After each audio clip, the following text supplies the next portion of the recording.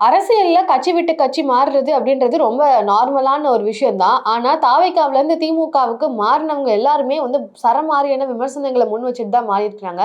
அப்படி ரஞ்சனா நாச்சியார் அவர்கள் வந்து தாவேக்காவுல விஜய் அவர்கள சந்திச்சு, விஜய் அவர்களுடைய ஆதரவாளராக, தாவேக்கா கட்சியினுடைய ஆதரவாளராக நமக்கு கூட நெறைய பேட்டியெல்லாம் குடுத்திருக்கிறாங்க. அப்படிதான் அவங்க ரெகக்னைஸ் பண்ணப்பட்டாங்க. ஆனா, இன்றைக்கு அவங்க திமுகவுல வந்து இணைஞ்சிருக்கிறாங்க. அதுக்கு காரணம் அவங்க ஒரு அறிக்கையும் வெளியிட்டிருந்தாங்க. எப்போ அப்படின்னு பார்த்தீங்கன்னா, கரூர் சம்பவமா 41 பேர் இறந்தப்போ வெளியிட்டாங்களான்னா கிடையாது. ஆனா எப்போ வெளியிட்டாங்க அப்படின்னு பார்த்தீங்கன்னா, அந்த சம்பவத்தையும் மேற்கோள் காட்டி அதே மாதிரி சங்கீதா அவர்கள் வந்து டிவோர்ஸ் பெட்டிஷன் வந்து தாக்கல் செஞ்சப்போ, த்ரிஷா அவர்கள கூப்பிட்டுட்டு விஜய் அவர்கள் வெளியில வந்தாரு இல்லையா? அப்போ வந்து அவங்க அறிக்கை வெளியிட்டிருந்தாங்க. இது என்ன வகையில நாகரிகமான ஒரு செயல்? ஒரு தலைவருக்கு அப்படின்ற பொறுப்பு அப்படின்றதுக்கு என்ன பேசுறாங்க? ஒர்த் இல்லன்னு சொன்னத வச்சுலாம் வந்து ஒவ்வொருத்தருக்கும் ஒரு அர்த்தம் இருக்கணும். ஒரு கடமை இருக்கு, ஒரு கண்ணியம் இருக்கு ஒரு தலைவருக்கு. உங்கள பின்பற்றதுக்கு கோடான கோடி இளைஞர்கள் இருக்கிறாங்கன்றப்போ நீங்க மிஸ்லீட் பண்ணக்கூடாது அப்படின்றதையும் வந்து தெரிவிச்சாங்க.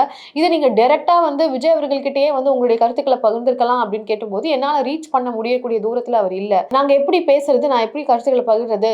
தலைமையை வந்து என்னால பார்க்க முடியாத ஒரு சூழல்ல தான் நான் இருக்கிறேன் அப்படின்ற மாரி ரஞ்சனா நாச்சியார் அவர்கள் பேட்டியெல்லாம் குடுத்தாங்க. குறிப்பா இது சம்பவத்துல எந்த தொலைக்காட்சியில வந்து விஜய் அவர்கள வந்து அதிகமாக விமர்சனம் பண்றாங்களோ, அந்த தொலைக்காட்சியிலே வந்து அதிகமா உட்கார்ந்து பேட்டியும் வந்து குடுத்திருந்தாங்க.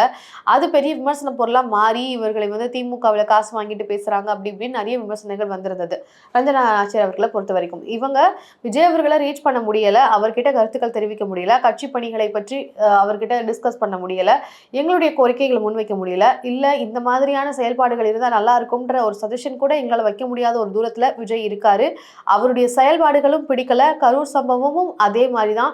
41 பேர் இறந்தப்பவும் அலட்சியத்தோட தான் விஜய் அவர்கள் இருந்தாங்க அப்படின்னு சொல்லி ஒரு பெரிய அறிக்கை 2 பக்க அறிக்கையை வந்து வெளியிட்டிருந்தாங்க ரஞ்சனா நாச்சியார். இப்போ அவங்க திமுகவுல இணைஞ்சிருக்கிறாங்க. இன்றைக்கு ஸ்டாலின் அவர்களுடைய தலைமையில திமுகவுல இணைஞ்சிருக்கிறாங்க அப்படின்றது இன்றைக்கு பேசும் பொருளா மாறியிருக்கு. சரி, ரஞ்சனா நாச்சியார் அவர்கள் தாவேக்காட்டும் டிஎம்கே மாறுனாங்க. இப்போ அடுத்ததாக யாரு அப்படின்னு பார்த்தீங்கன்னா, வைஷ்ணவி அவர்கள். வைஷ்ணவி அவர்கள பற்றியும் வந்து பெரிய அளவுல இணையதளங்கள்ல ரொம்ப ட்ரெண்டிங்கா வந்து இருந்தவங்க கூட அவங்க தான். ஏன்னா அந்த அளவுக்கு வந்து பேசும் பொருளா மாறுச்சு. அவங்க தாவேக்காவுல இருந்து திமுகவுக்கு மாறுனதுக்கு. பயங்கரமான விமர்சனங்கள் எல்லாம் வந்தது. அவங்க தாவேக்கால இருந்தப்போ எப்படி திமுகவெல்லாம் திட்டுனாங்க, விமன் சேஃப்டி பத்திலாம் கேள்வி கேட்டாங்க, ஊழல் பத்தி கேள்வி கேட்டாங்க. எல்லாத்தையும் கேள்வி கேட்டுட்டு இவங்களே இப்படி ஷிஃப்ட் ஆகுறாங்களே, அப்போ நீங்க வந்து ஒரு ஸ்லீப்பர் செல்லா வந்து திமுகவுக்கு வந்திருக்கீங்க.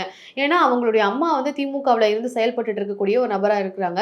அவங்களையே பொண்ணு வந்து தாவேக்காவுல இருந்து பேசுறாங்கன்றனால திமுகவினுடைய நிர்வாகி கூட்டத்தில வெளியில உட்கார வச்சுட்டாங்க அப்படின்ற மாரிலாம் அவங்க வந்து சொல்லியிருந்தாங்க. இருந்தும் தாவேக்காவுல இருந்து அவங்க செயல்பட்டுட்டு தான் இருந்தாங்க. எங்க வந்து அவங்களுக்கு பிரச்சனை வருது அப்படின்னு பார்த்தீங்கன்னா, அவங்களையும் வந்து அங்க இருக்கக்கூடிய கோவை மாவட்டத்தில வந்து தாவேக்கா தரப்புல ஒரு ஈவென்ட் நடத்தினப்போ, இவங்கள வந்து மீட் பண்ண விடல. மாவட்ட செயலாளர்கள் எல்லாம் டாமினேட் பண்றாங்க. மேல் டாமினன்ஸ் அப்படின்றது அதிகமா இருக்கு. நான் கட்சி பணிகள் செய்றேன். ஆனால என்னால ரீச் அவுட் பண்ண முடியல. ஒதுக்குறாங்க அப்படின்ற அந்த ஒரு குற்றச்சாட்டு தான் அவர்களுக்கும் இருந்தது. எல்லா இடத்துலயுமே வந்து விஜய சந்திக்க முடியல. விஜய் கிட்ட எங்களால முடியல அப்படின்றது தான் தாவேக்கால திமுகவுக்கு போகக்கூடியவர்களினுடைய ஒரு கோரிக்கையாக அவங்களுக்கு பெரிய அதிருப்தியாக இருப்பது அதுதான். இப்போ வைஷ்ணவி அவர்களும் அதே ஒரு குற்றச்சாட்ட முன் வச்சு போயிட்டு, பயங்கரமான விமர்சனங்கள் எல்லாம் எக்ஸ் தளத்திலயும் சரி, பேட்டியாக குடுக்குறதும் சரி, எல்லா இடங்கள்லயும் அவங்களுடைய பிரசன்ஸ் தாவேக்காக்கு அகைன்ஸ்ட்டா நிலைநிறுத்திக்கிட்டே வந்துட்டு இருக்காங்க. ரஞ்சனா நாச்சியார் அவர்களும் பேட்டி குடுத்தாங்க. அவங்களுடைய விளக்கங்கள் எல்லாத்தையும் பல சேனல்ஸ்ல குடுத்துட்டு, இப்போ திமுகவுல ஜாயின் பண்ணிட்டாங்க. வைஷ்ணவியும் அதே மாரி திமுகவுல போய் ஜாயின் பண்ணிட்டாங்க. அடுத்ததா பார்த்தீங்கன்னா, எம்.எஃப். தமிம். இவர் சமீபத்தில தான் தாவேக்காவுல இருந்து வெளியில வராரு. அதுக்கு காரணம் அவர் சொல்றது என்ன அப்படின்னு பார்த்தீங்கன்னா, இவங்க தான் முதலாக ஒரு இஸ்லாமிய கட்சியாக போய் ஆதரவு குடுத்த ஒரு நபராக இருக்கிறாங்க. எம்.எஃப். தமிம் அவர்கள். அவருடைய கட்சி. இப்போ வந்து அந்த ஆதரவை வந்து திமுகவுக்கு நாங்க குடுக்குறோம் அப்படின்ற மாதிரி அவரும் வந்து அறிவிச்சிருக்கிறாரு. அதுக்கு அவர் சொல்லக்கூடிய காரணம், நாங்க இஸ்லாமியர்கள் தலைவர்கள ஒரு முக்கியமான பிரதானமான தலைவர்கள கொண்டு போய் தாவேக்காவுல இணைக்கிறதுக்கு அவங்களுடைய ஆதரவு வரும் அப்படின்ற மாதிரி கூட்டணிக்காக நாங்க பேசினப்போ கூட எனக்கு வந்து எந்த மாதிரியான ரெஸ்பான்ஸும் இல்ல. நாங்க என்ன சஜஷன் குடுத்தாலும் ஏத்துக்கிறது கிடையாது. முஸ்லிம் ரெப்ரசன்டேஷன் வீக்கா இருக்கு. எங்களால வந்து சந்திக்க முடியல. 2ஆம் கட்ட தலைவர்கள் கிட்ட மட்டுமே பேச்சுவார்த்தை பண்ண முடியுது. புசி ஆனந்த் அவர்கள் கிட்ட மட்டும் தான் எங்களால பேச முடியுதே தவிர தலைமையை ரீச் பண்ண முடியல. ஸோ இந்த மாதிரியான பிரச்சனைகள் தான் அவரும் முன் வச்சிருந்தாரு. நம்ம கிட்ட கூட பேட்டியே வந்து குடுத்திருந்தாரு. இந்த சூழல்ல தமிமும் வந்து இப்போ எங்களுக்கு திமுக தான் வந்து காலம் காலமாக இஸ்லாமியர்களுக்கு பாதுகாவலராக இருக்கிறாங்க. இவங்க என்டிஏ அலையன்ஸ்ல எப்போ வந்து கூட்டணி வைக்கிறாங்க அப்படின்னு பேச்சுவார்த்தை நடந்ததோ, அப்பவே நாங்க வந்து வெளியில வரோம் அப்படின்றது தான் தமிம் கொடுத்த விளக்கம். ஆனா என்டிஏ அலையன்ஸ்ல நாங்க இல்ல அப்படின்னு சொல்லி இஃப்தார் நிகழ்வுல விஜய் அவர்கள் தெளிவுரை குடுத்துட்டாரு. ஒதுக்கிட்டாரு. இப்போ எம்.எஃப். தமீம் அவர்களுடைய நோக்கமும் இங்க வந்து கொஸ்டினபிளா மாறி இருக்கு. ஸோ இவர்களுடைய எல்லாருடைய நோக்கமும் விஜய் அவர்களை சந்திக்க போய் அவங்களால சந்திக்க முடியல, தலைமையை ரீச் பண்ண முடியல அப்படின்றது தான் அவங்களுடைய மிகப்பெரிய குற்றச்சாட்டாக இருக்கு. அடுத்ததா பாத்தீங்கன்னா ஜெகதீஸ்வரன், இவர் வந்து திமுகவுக்கு ஆதரவு நிலைப்பாடு தான் கொடுக்குறாரே தவிர திமுகவுல போய் சேரல அப்படின்றதையும் பார்க்க வேண்டியது இருக்கு. ஆரம்பத்திலேயே விஜய் அவர்கள் கட்சி ஆரம்பிச்சு மாநாடு போடுறப்பமே இவர்களுக்கு தான் வந்து செய்தி தொடர்பாளர் அப்படின்ற ஒரு பதவியை வந்து கொடுத்திருந்தாங்க. அவைக்காவில இருந்தே இவரை வந்து கூப்பிட்டுருக்காங்க அப்படின்றதையும் அவர் வந்து பதிவு பண்ணாரு. ஏன் நீங்க திமுகவுக்கு ஆதரவு கொடுக்குறீங்க, இல்லை எதனால தாவேக்காவில இருந்து வெளியில வரீங்க அப்படின்ற கேள்விக்கு தாவேகா தலைவர் விஜயே திமுக ஆதரவு மனப்பான்மையில தான் இருக்கிறாரு. ஸோ அதனால தான் நான் வெளில வந்துட்டேன் அப்படின்ற மாதிரி குறிப்பிடுறாரு. அதாவது அதுக்கு அவர் கோட் பண்ற சம்பவமே வந்து விஜய் அவர்களும் ஸ்டாலின் அவர்களும் ஒரு திருமணத்தில் சந்திச்சிருப்பாங்க. அவங்க எப்படி இணக்கமா பேசிக்கிறாங்க, அவங்க திமுக மனநிலையில தான் தாவேகாவினுடைய தலைவர் விஜயும் இருக்கிறாரு, அவரே மறைமுக திமுகவினுடைய ஆதரவாளர் தான் அப்படின்னு அவர் வந்து கருத்து வைக்கிறாரு. இன்னொன்று அவருக்கு அந்த செய்தி தொடர்பாளர் அப்படின்ற பதவியிலிருந்து மாவட்ட செயலாளர்கள் பதவி வரைக்கும் வந்து கொடுக்கப்பட்டது. அதற்கப்புறமாக அவங்களே கொடுத்ததுக்கு அப்புறமா எந்த இடத்துலையுமே மாவட்ட செயலர் பதவியிலிருந்து நீக்கிறோம் அப்படின்ற மாதிரி அஃபிஷியலா எந்த அப்டேட்டும் இல்ல. ஆனாலும் என்ன கட்சியில இருந்து ஒதுக்குற மாதிரியான ஃபீலிங் இருக்கு அப்படின்றத வந்து குறிப்பிடுறாங்க. இதுக்கு வந்து நீங்க திமுகவுக்கு ஆதரவா கட்சிக்குள்ள இருந்துட்டே உங்களுக்கு திமுக ஆதரவு மனநிலை இருக்கிற மாதிரி இருந்ததுனால தான் உங்களுக்கான இம்பார்ட்டன்ஸ் குறைஞ்சுதா அப்படின்ற கேள்விக்கும் அவர் அந்த மாதிரிலாம் இல்ல, தாவேகா ஆதரவாளர் தாவேகாவினுடைய தலைவர் விஜய்க்கே அந்த மனநிலை தான். ஆனா என்ன எந்த விதமான ஒரு அறிவிப்பும் இல்லாம என்ன ஒதுக்குற மாதிரியான ஒரு ஃபீல் இருந்தது. அதனால தான் நான் தாவேகாவில இருந்து வெளியில வந்தேன் அப்படின்னு சொல்றாங்க. இப்போ வந்து நம்ம இதுவரைக்கும் பார்த்தவர்கள் எல்லாருமே எங்களால விஜய் கிட்ட ரீச் பண்ண முடியல அப்படின்ற ஒரு இதை குறிப்பிட்டாங்க. இவருக்கு வந்து ஒரு உரிய அங்கீகாரம் கிடைச்சுமே அது வந்து சரியான முறையில என்ன வந்து ரீச் பண்ண முடியல, சரியான முறையில அதனால வந்து அனுபவிக்க முடியல அப்படின்றது தான் அவர் சொல்லக்கூடிய விஷயம். எனக்கு பதவின்றதை கொடுத்தாலும் அதற்கப்புறமாக நடந்த இடங்கள்ல நிறைய இடங்கள்ல என்னை வந்து அவாய்ட் பண்ற மாதிரியான சூழல் இருந்தது. அதனால நான் தாவேகாவில இருந்து வெளியில வந்தேன் அப்படின்றது தான் ஜெகதீஸ்வரன் அவர்கள் வந்து சொல்றது. ஆனா இவருமே திமுகவுல போய் இணையல, ஆனா திமுகவுக்கு ஆதரவு மனநிலையில இருக்கிறார். சோ நிறைய பேர் வெளியில வந்துட்டு அடுத்த ஆப்ஷனா சூஸ் பண்றதுன்னு பாத்தீங்கன்னா அதிமுகவோ பாஜகவோ கிடையாது. அவங்க எல்லாருமே சூஸ் பண்றது திமுகவை தான் இருக்கு அப்படின்றதையும் நம்ம இங்க நோட் பண்ண வேண்டியது இருக்கு. தாவேகாவுல திமுக தான் எங்களுடைய முழுமுதற் எதிரி, அரசியல் எதிரி அப்படின்னு சொல்லி பயணிச்ச இவர்கள் டக்குன்னு திமுகவுக்கு வந்திருக்கிறாங்க அப்படின்றதையும் இங்க நம்ம நோட் பண்ணணும். அதுக்கப்புறமா மணிகண்டன் வீராசாமி, இவர் சரமாரியான விமர்சனங்களை வந்து முன் வச்சுட்டு இருக்கிறாங்க. தாவேகாவுல இருந்து வெளியில வந்ததுக்கு அப்புறமா கரூர் சம்பவம் அப்பமும் கூட தான் இருக்கிறாங்க. அதற்கு அப்புறமாக இவருக்கு எந்த மாதிரியான அறமும் கிடையாது. இவர் யாருக்குமே வந்து ஒரு சரியான நபரா இல்ல, மனைவிக்கு சரியானவரா இல்ல, குழந்தைகளுக்கு சரியானவர் இல்ல, பெற்றோர்களுக்கு சரியானவர்களா இல்ல, மக்களுக்கே சரியானவரா இல்ல. எத்தனை ட்ரையல் பார்த்துட்டு கரூருக்கு ஒரு 3 நிமிஷம் வீடியோ போடுறாரு.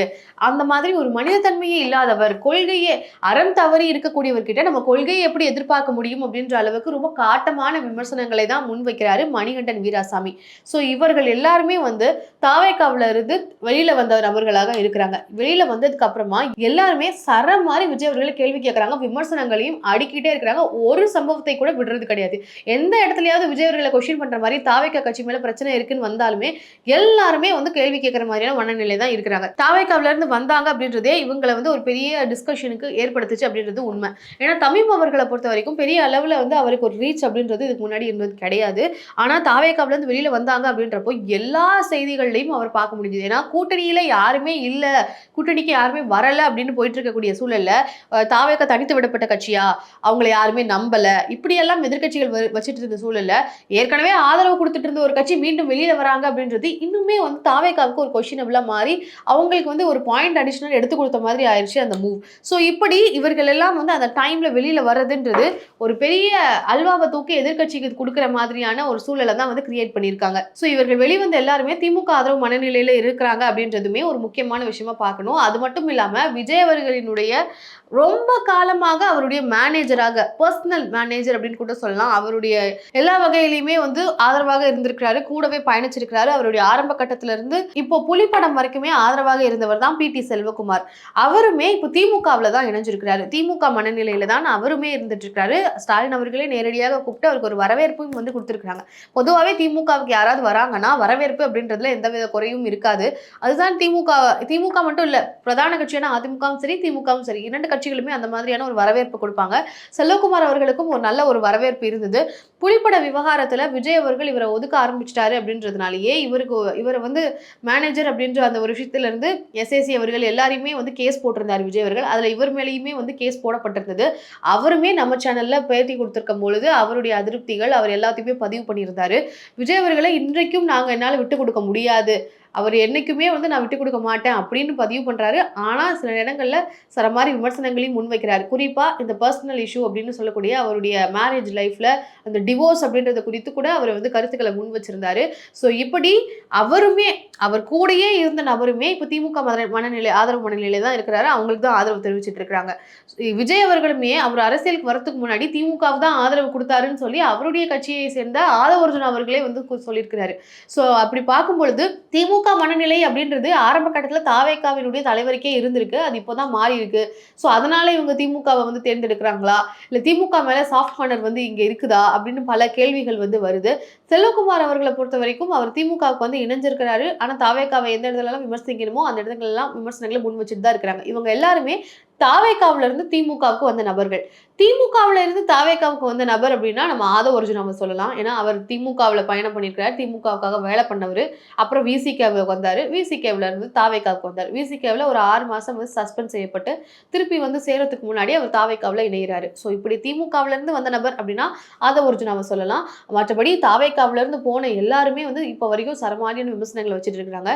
உங்களுக்கு என்ன தோணுது? இவர்களை பற்றிய பட்டியல், இவங்க என்ன மாதிரியான விமர்சனங்கள் எல்லாம் பண்ணிட்டு இருக்காங்க, யாரெல்லாம் சேஞ்ச் ஆயிருக்காங்க அப்படின்றத நான் முன் வச்சிருக்கேன். இவர்களுடைய கருத்துக்கள் எல்லாத்தையும் நீங்களும் கவனிச்சிருப்பீங்க. இவர்களை பற்றி உங்களுடைய பார்வை என்ன? இந்த ஒரு ஷிஃப்ட்டுக்கு வந்து காரணம் விஜய் கட்சியா? தாவேகாவுல விஜய் அவர்களை ரீச் பண்ண முடியாத ஒரு தலைவரை ரீச் பண்ண முடியாத ஒரு சூழல் இருக்கு அப்படின்றது அரசியலில் மிகப்பெரிய பின்னடைவாக இருக்குமா?